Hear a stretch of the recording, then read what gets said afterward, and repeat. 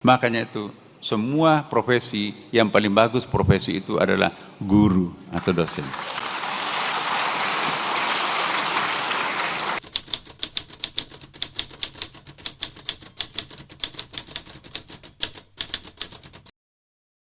Guru yang profesional itu kita harus mengukur dalam 4 kriteria.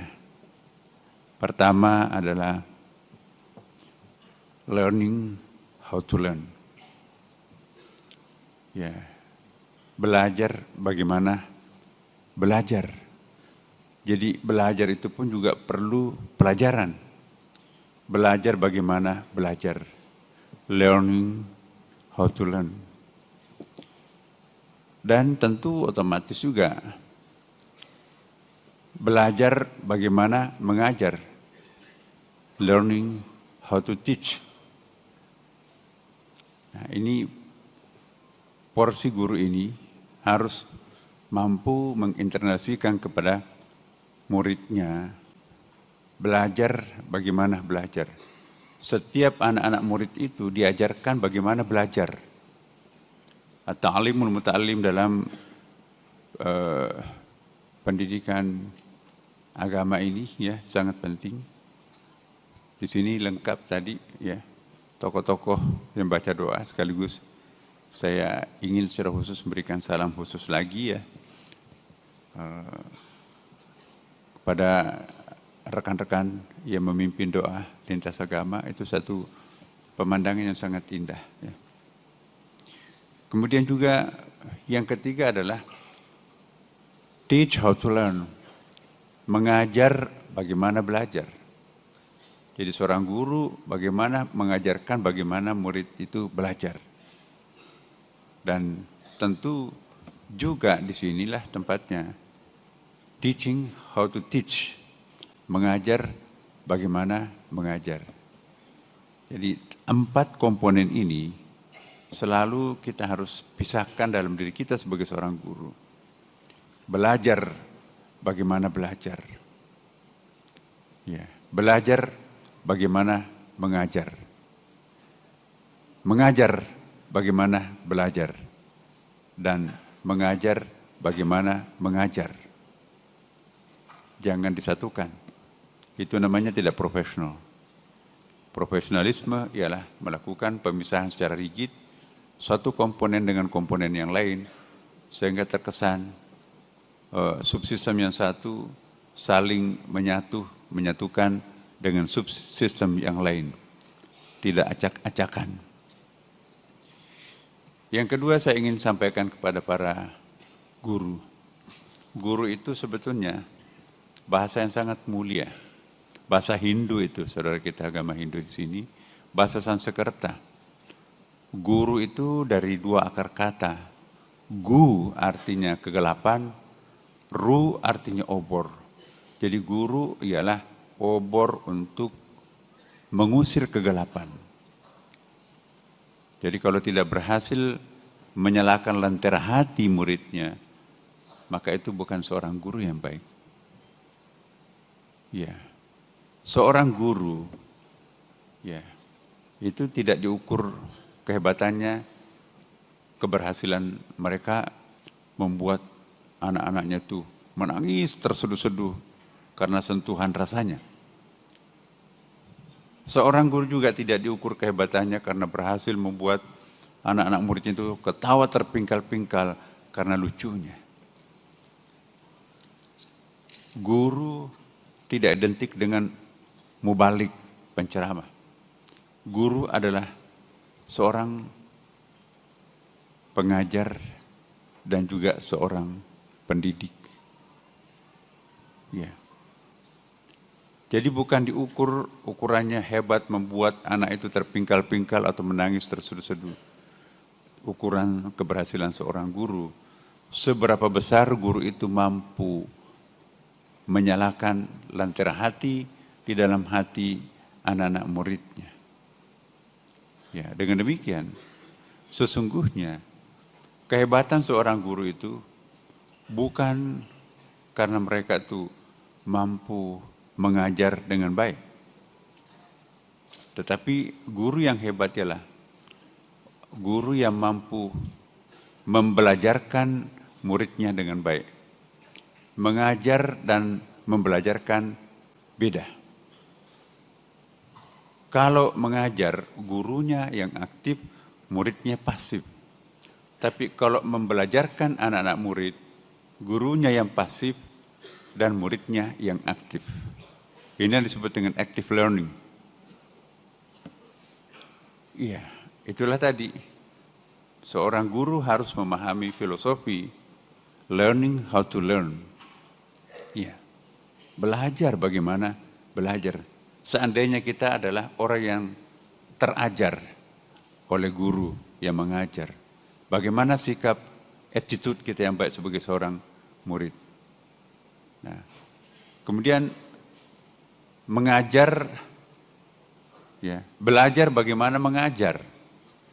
Ya, kita juga harus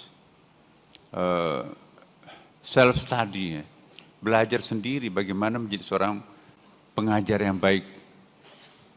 Tidak mesti harus kita dipandu oleh sebuah hasil penataran atau hasil bacaan. Setiap guru itu punya karakternya masing-masing. Dan karakter itu tidak bisa dikopi oleh orang lain. Milikilah dirinya sendiri sebagai seorang pengajar. Be yourself as a teacher. Ya. Kita punya nilai distintif. Jangan diseragamkan. Anak-anak kita itu nanti jenuh. Dari A sampai Z gurunya kok sama metodologinya. Tetapi ya kita punya local creation, ya. Jadi kearifan-kearifan individu bagaimana mendekati murid itu kita tampil beda dengan guru-guru yang lain. Maka itu guru itu dalam bahasa Sanskerta itu padanannya dalam Islam itu mursyid. Tidak semua pengajar itu pendidik. Dan tidak semua pendidik itu mursyid. Dan tidak semua mursyid itu syekh. Seorang pengajar itu hanya melakukan transformasi pengetahuan, keilmuan kepada muridnya. That's it, sudah selesai. Seorang pendidik tidak cukup hanya melakukan transformasi knowledge kepada muridnya. Sudah itu tidak ada semacam pengukuran seberapa besar pendidikannya itu memberikan pengaruh terhadap kognitifnya dan attitude-nya, skill-nya anak-anak itu. Itulah pendidik. Dan mursyid itu lebih tinggi lagi. Kenapa? Karena seberapa besar anak-anak itu mampu melakukan consciousness, realizing, menghayati, dan kemudian menjebarkan apa yang diajarkan itu. Dan di atas mursyid masih ada yang disebut dengan syekh. Syekh itu apa? Ya, tanda kutip nabi ya di situ ya. Dia mampu melakukan pembelajaran secara transcendent. Jadi mampu mengajar kepada muridnya secara remote control, secara transcendent. Ya, sekalipun dia tidak hadir di kelas, tapi jalinan kebatinan anak dengan muridnya persis jalinan kebatinan ada seorang murid, seorang anak dengan ibunya atau bapaknya. Itulah syekh. Makanya itu di dalam kitab At-Ta'limul Muta'allim, buku kecil tetapi saya kira juga sangat bagus di lingkungan pondok pesantren. Pesantren itu sebetulnya juga bahasa Hindu sebetulnya. Ada suatu tempat di mana sang guru bisa mentransfer ilmunya di situ. Dalam agama Hindu, correct me if wrong, jadi guru itu bukan hanya pintar mengajar, bukan hanya pintar menjadi contoh, ya, mengetahui apa yang dilakukan dan melakukan apa yang diketahuinya. Ya. Tetapi lebih dari itu, melakukan ittihad, melakukan being the oneness each others, menjadi satu yang tak terpisahkan antara dirinya dengan muridnya. Itulah guru.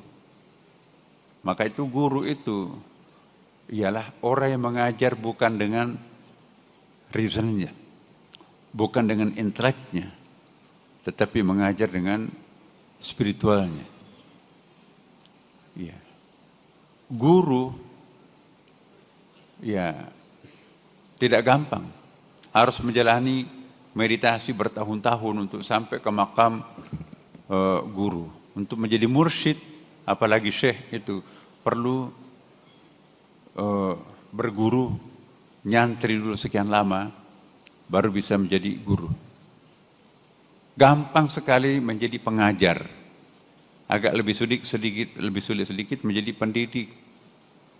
Ya. Pengajar itu akan melahirkan ilmuwan, ya. Tapi pendidik itu akan melahirkan intelektual, dan guru akan melahirkan cendekia. Apa bedanya ilmuwan, intelektual, dan cendekiawan? Ilmuwan itu pintar, cum laude, tapi dia nggak mesti harus mengamalkan apa yang dia tahu. Dia saintis murni. Ya. Tapi kalau intelektual, dia sudah mulai mengamalkan apa yang dia ketahui. Intelek itu juga sering dipahami keliru, Bapak Ibu sekalian. Wah, intelektual itu seolah-olah akal. No. Lihat dalam kamus. Intelektual itu sifatnya spiritual juga. Lain intelektual, lain reason. Reason dalam bahasa Inggris itu ya cerebrofit atau akal, logik gitu. Tapi kalau intelektual itu sudah masuk ke dalam wilayah alam bawah sadar juga. Penggoresan alam bawah sadar itulah yang disebut dengan intelektual. Jadi spiritual juga. Nah, jadi kalau intelektual itu lebih tinggi daripada seorang ilmuwan. Seorang ilmuwan itu pinter, tapi belum tentu mengamalkan apa yang dia ketahui. Intelektual, selain dia pintar, tapi sudah mulai menyadari pentingnya mengamalkan apa yang dia ketahui. Tapi kalau cendekiawan, di samping dia tahu, dan di samping dia mengamalkan sendiri, juga punya resonansi keilmuannya itu dengan masyarakat sekitar. Jadi ada amal sosialnya ilmu pengetahuan itu, itulah yang disebut dengan kecendekiawan. Semua cendekiawan itu intelektual, ya, tapi tidak semua intelektual itu ilmuwan. Semua intelektual itu adalah ilmuwan, tapi tidak semua ilmuwan itu intelektual. Nah, kalian sebagai seorang guru itu setara dengan mursyid. Mursyid itu bukan mengajar dengan rasio, ya, tapi mengajar dengan rasa. Seorang yang mengajar dengan rasio itu adalah pengajar. Seorang yang mengajar dengan rasa dan rasio, itulah yang disebut dengan guru. Kalian profesinya guru, bahasa Arabnya mursyid.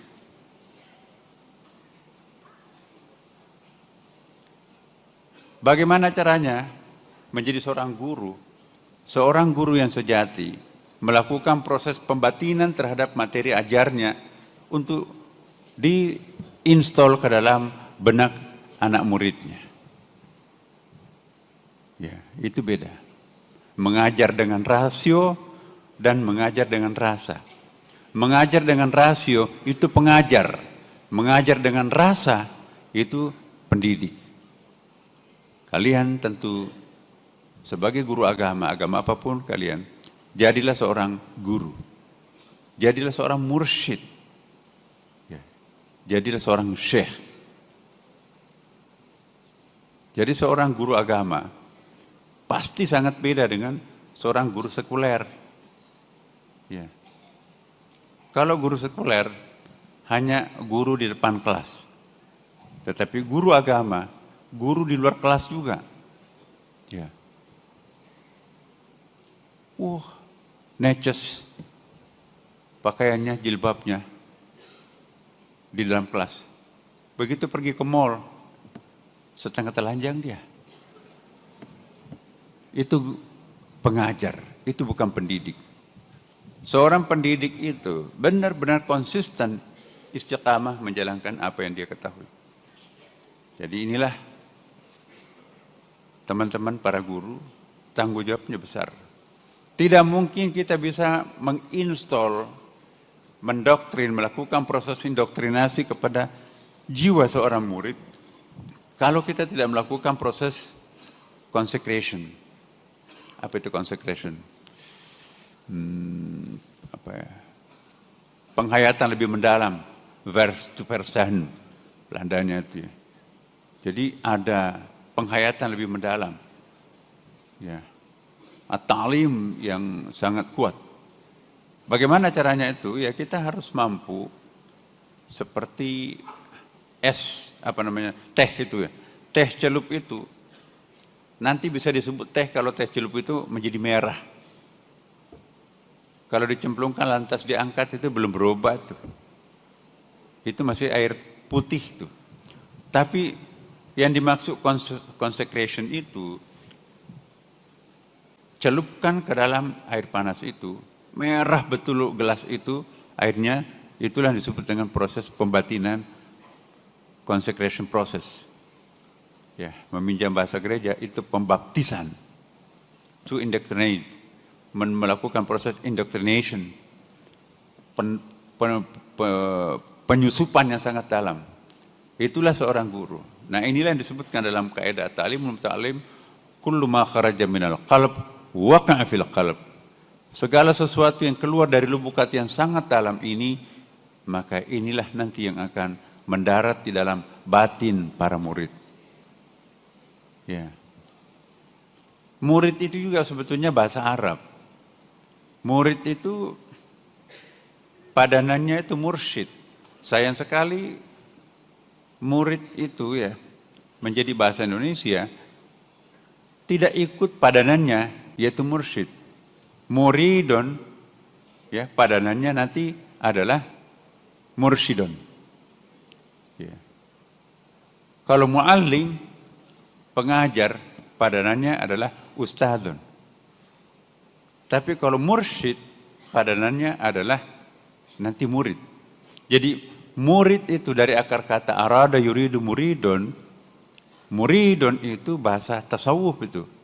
Orang yang bersungguh-sungguh mencari ilmunya Allah itu disebut dengan murid.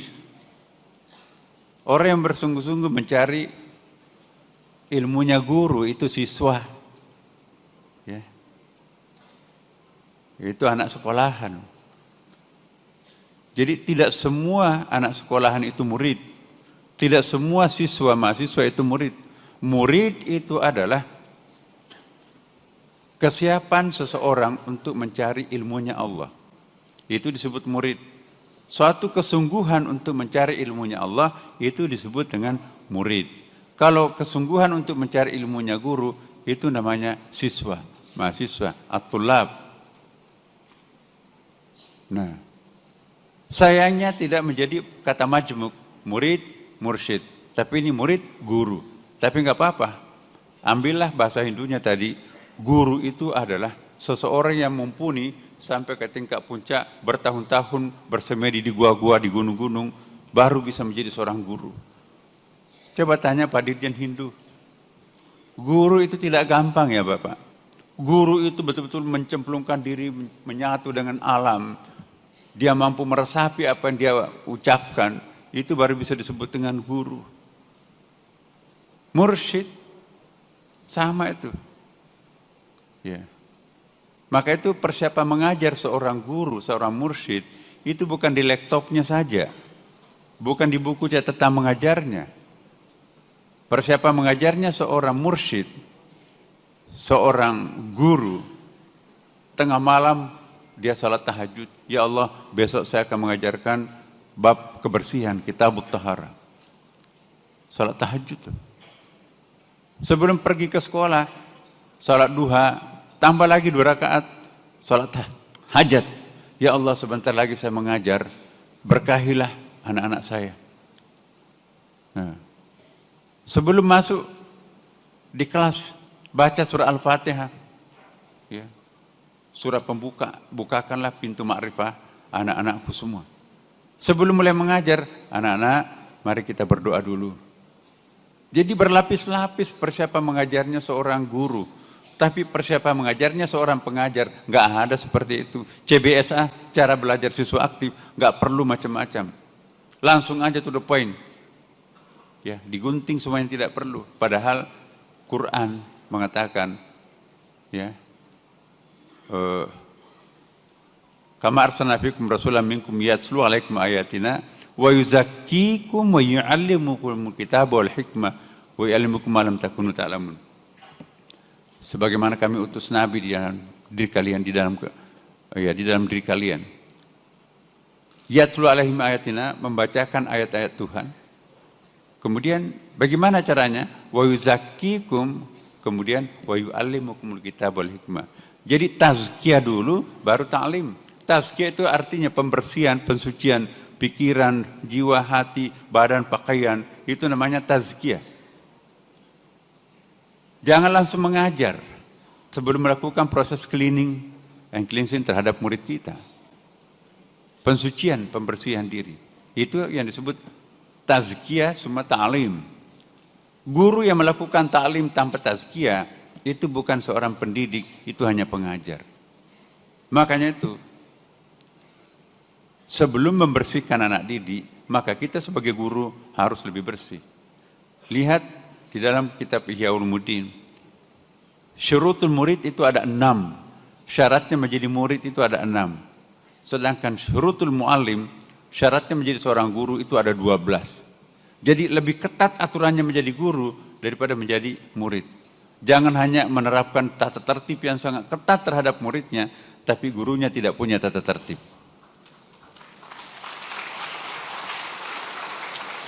Nah, lihat ini. Jadi guru itu betul-betul perlu melakukan proses pembatinan materi ajarnya. Ya. Dan guru itu mestinya nabi kecil, ya. Harus menjauhi dosa. Bukanlah seorang guru kalau langganan dosa. Kumpul kebo, melakukan perzinahan. Itu enggak guru itu. Ya. Seorang guru itu harus suci di langit, suci di bumi. Maka itu guru betul-betul melakukan proses pemberkahan, tabarruk terhadap muridnya. Inilah saya harapkan kepada saudara-saudara sekalian, jadilah guru. Dan menjadi seorang guru itu suci, Bapak Ibu, teman-teman. Tidak gampang. Sebelum para orang lain masuk surga, maka guru terlebih dahulu harus masuk surga duluan. Amal jariah, ya. Semua murid yang pernah kita ajar dan mengamalkan ilmu yang diajarkan itu, maka sekalipun 1000 tahun yang lampau kita wafat, maka tetap kita dapat profitnya materi ajar kita itu. Makanya itu semua profesi yang paling bagus profesi itu adalah guru atau dosen.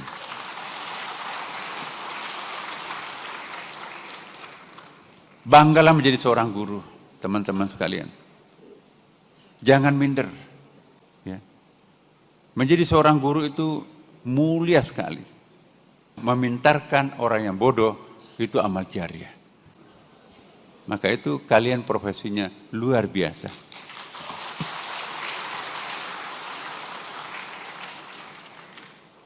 Semoga Allah memberkati kita semuanya. Wallahul muwaffiq ila aqwamit thariq. Wassalamualaikum warahmatullahi wabarakatuh.